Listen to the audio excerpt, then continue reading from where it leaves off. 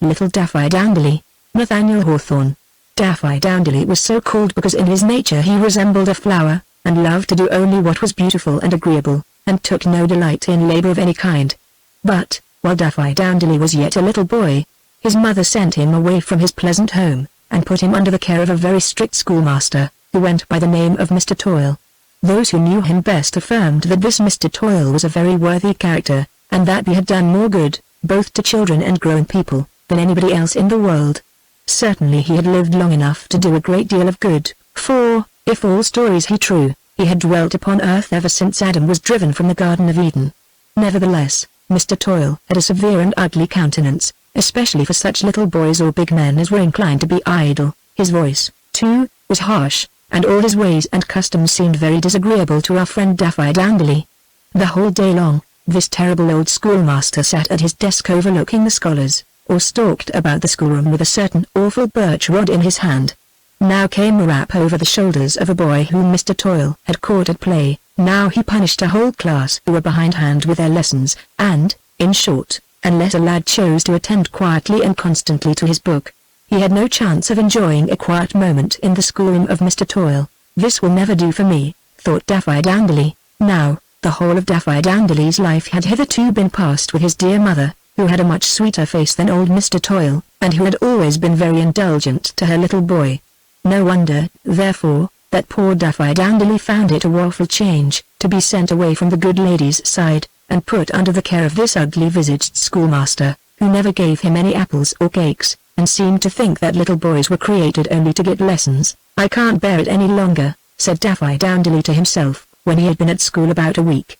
"I'll run away, and try to find my dear mother, and, at any rate, I shall never find anybody half so disagreeable as this old Mr. Toil." So, the very next morning, off started poor Daffydowndilly, and began his rambles about the world, with only some bread and cheese for his breakfast, and very little pocket money to pay his expenses. But he had gone only a short distance, when he overtook a man of grave and sedate appearance, who was trudging at a moderate pace along the road. "Good morning, my fine lad," said the stranger, and his voice seemed hard and severe, but yet had a sort of kindness in it. "Whence do you come so early, and whither are you going?" Little Daffydowndilly was a boy of very ingenuous disposition, and had never been known to tell a lie in all his life. Nor did he tell one now.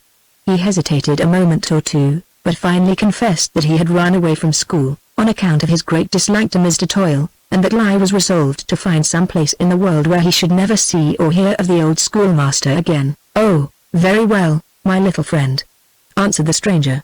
"Then we will go together, for I, likewise, have had a good deal to do with Mr. Toil, and should be glad to find some place where he was never heard of." Our friend Daffydowndilly would have been better pleased with a companion of his own age, with whom he might have gathered flowers along the roadside, or have chased butterflies, or have done many other things to make the journey pleasant. But he had wisdom enough to understand that he should get along through the world much easier by having a man of experience to show him the way. So he accepted the stranger's proposal, and they walked on very sociably together. They had not gone far, when the road passed by a field where some haymakers were at work, mowing down the tall grass, and spreading it out in the sun to dry. Daffydowndilly was delighted with the sweet smell of the new-mown grass, and thought how much pleasanter it must be to make hay in the sunshine, under the blue sky, and with the birds singing sweetly in the neighboring trees and bushes, than to be shut up in a dismal schoolroom, learning lessons all day long, and continually scolded by old Mr. Toil. But, in the midst of these thoughts, while he was stopping to peep over the stone wall, he started back and caught hold of his companion's hand. "Quick, quick!" cried he. "Let us run away, or lie will catch us." "Who will catch us?" asked the stranger. "Mr. Toil, the old schoolmaster," answered Daffydowndilly. "Don't you see him amongst the haymakers?" And Daffydowndilly pointed to an elderly man, who seemed to be the owner of the field, and the employer of the men at work there. He had stripped off his coat and waistcoat, and was busily at work in his shirt sleeves. The drops of sweat stood upon his brow, but he gave himself not a moment's rest, and kept crying out to the haymakers to make hay while the sun shone.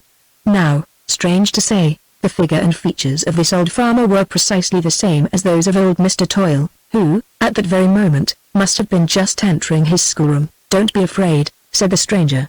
"This is not Mr. Toil the schoolmaster, but a brother of his, who was bred a farmer, and people say he is the most disagreeable man of the two. However, he won't trouble you, unless you become a laborer on the farm." Little Daffydowndilly believed what his companion said, but was very glad, nevertheless, when they were out of sight of the old farmer, who bore such a singular resemblance to Mr. Toil. The two travellers had gone but little farther, when they came to a spot where some carpenters were erecting a house. Daffydowndilly begged his companion to stop a moment, for it was a very pretty sight to see how neatly the carpenters did their work, with their broad axes, and saws, and planes, and hammers, shaping out the doors, and putting in the window sashes, and nailing on the clapboards, and he could not help thinking that he should like to take a broad axe, a saw, a plane, and a hammer, and build a little house for himself. And then, when he should have a house of his own, old Mr. Toil would never dare to molest him. But, just while he was delighting himself with this idea, little Daffydowndilly beheld something that made him catch hold of his companion's hand, all in a fright. "Make haste! Quick, quick!" cried he. "There he is again." "Who?" asked the stranger, very quietly. "Old Mr. Toil," said Daffydowndilly, trembling. "There. He that is overseeing the carpenters. He is my old schoolmaster, as sure as I am alive." The stranger cast his eyes where Daffydowndilly pointed his finger, and he saw an elderly man, with a carpenter's rule and compasses in his hand. This person went to and fro about the unfinished house, measuring pieces of timber, and marking out the work that was to be done, and continually exhorting the other carpenters to be diligent. And wherever he turned his hard and wrinkled visage, the men seemed to feel that they bade a taskmaster over them, and sawed, and hammered, and planed, as if for dear life. "Oh no! This is not Mr. Toil, the schoolmaster," said the stranger.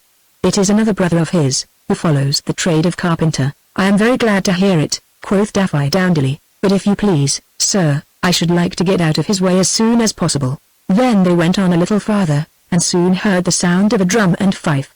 Daffydowndilly pricked up his ears at this, and besought his companion to hurry forward, that they might not miss seeing the soldiers.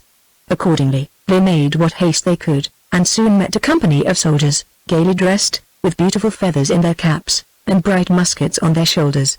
In front marched 2 drummers and 2 fifers, beating on their drums and playing on their fifes with might and main, and making such lively music that little Daffydowndilly would gladly have followed them to the end of the world. And if he was only a soldier, then, he said to himself, old Mr. Toil would never venture to look him in the face. "Quick step! Forward march!" shouted a gruff voice. Little Daffydowndilly started, in great dismay, for this voice which had spoken to the soldiers sounded precisely the same as that which he had heard every day in Mr. Toil's schoolroom, out of Mr. Toil's own mouth. And, turning his eyes to the captain of the company, what should he see but the very image of old Mr. Toil himself, with a smart cap and feather on his head, a pair of gold epaulets on his shoulders, a laced coat on his back, a purple sash round his waist, and a long sword, instead of a birch rod, in his hand. And though he held his head so high, and strutted like a turkey cock, still he looked quite as ugly and disagreeable as when he was hearing lessons in the schoolroom. "This is certainly old Mr. Toil," said Daffydowndilly, in a trembling voice. "Let us run away, for fear he should make us enlist in his company." "You're mistaken again, my little friend," replied the stranger, very composedly. "This is not Mr. Toil, the schoolmaster, but a brother of his, who has served in the army all his life. People say he's a terribly severe fellow, but you and I need not be afraid of him." "Well, well," said little Daffydowndilly, "but, if you please, sir, I don't want to see the soldiers any more." So the child and the stranger resumed their journey, and by, they came to a house by the roadside, where a number of people were making merry. Young men and rosy-cheeked girls, with smiles on their faces, were dancing to the sound of a fiddle. It was the pleasantest sight that Daffydowndilly had yet met with, and it comforted him for all his disappointments. "Oh, let us stop here," cried he to his companion, "for Mr. Toil will never dare to show his face where there is a fiddler, and where people are dancing and are making merry. We shall be quite safe here." But these last words died away upon Daffydowndilly's tongue, for, happening to cast his eyes on the fiddler, whom should be behold again, with the likeness of Mr. Toil, holding a fiddle bow instead of a birch rod, and flourishing it with as much ease and dexterity as if he had been a fiddler all his life. He had somewhat the air of a Frenchman, but still looked exactly like the old schoolmaster, and Daffydowndilly even fancied that he nodded and winked at him, and made signs for him to join in the dance. "Oh dear me," whispered he, turning pale. "It seems as if there was nobody but Mr. Toil in the world. Who could have thought of his playing on a fiddle?" "This is not your old schoolmaster," observed the stranger, "but another brother of his, who was bred in France, where he learned the profession of a fiddler. He is ashamed of his family, and generally calls himself Monsieur Le Plaisir, but his real name is Toil, and those who have known him best think him still more disagreeable than his brothers. "Pray let us go a little farther," said Daffydowndilly. "I don't like the looks of this fiddler at all." Well, thus the stranger and little Daffydowndilly went wandering along the highway, and in shady lanes, and through pleasant villages, and whithersoever they went, behold, there was the image of old Mr. Toil. He stood like a scarecrow in the cornfields. If they entered a house, he sat in the parlor; if they peeped into the kitchen, he was there. He made himself at home in every cottage, and stole, under one disguise or another, into the most splendid mansions. Everywhere there was sure to be somebody wearing the likeness of Mr. Toil, and who, as the stranger affirmed, was one of the old schoolmaster's innumerable brethren. Little Daffydowndilly was almost tired to death, when he perceived some people reclining lazily in a shady place, by the side of the road. The poor child entreated his companion that they might sit down there, and take some repose. "Old Mr. Toil will never come here," said Lie, "for he hates to see people taking their ease." But, even while he spoke, Daffydowndilly's eyes fell upon a person who seemed the laziest, and heaviest, and most torpid of all those lazy and heavy and torpid people who had lain down to sleep in the shade. Who should it be, again, but the very image of Mr. Toil? "There is a large family of these Toils," remarked the stranger. "This is another of the old schoolmaster's brothers, who was bred in Italy, where he acquired very idle habits, and goes by the name of Signor Farnenti. He pretends to lead an easy life, but is really the most miserable fellow in the family." "Oh, take me back!" "Take me back!" cried poor little Daffydowndilly, bursting into tears. "If there is nothing but toil all the world over, I may just as well go back to the schoolhouse. Yonder it is, there is the schoolhouse," said the stranger, for though he and little Daffydowndilly had taken a great many steps, they had travelled in a circle, instead of a straight line. "Come, we will go back to school together." There was something in his companion's voice that little Daffydowndilly now remembered, and it is strange that he had not remembered it sooner. Looking up into his face, behold, there again was the likeness of old Mr. Toil, so that the poor child had been in company with Toil all day, even while he was doing his best to run away from him. Some people, to whom I have told little Daffydowndilly's story, are of opinion that old Mr. Toil was a magician, and possessed the power of multiplying himself into as many shapes as Lie saw fit. Be this as it may, little Daffydowndilly had learned a good lesson, and from that time forward was diligent at his task, because he knew that diligence is not a whit more toilsome than sport or idleness. And when he became better acquainted with Mr. Toil, he began to think that his ways were not so very disagreeable, and that the old schoolmaster's smile of approbation made his face almost as pleasant as even that of Daffydowndilly's mother.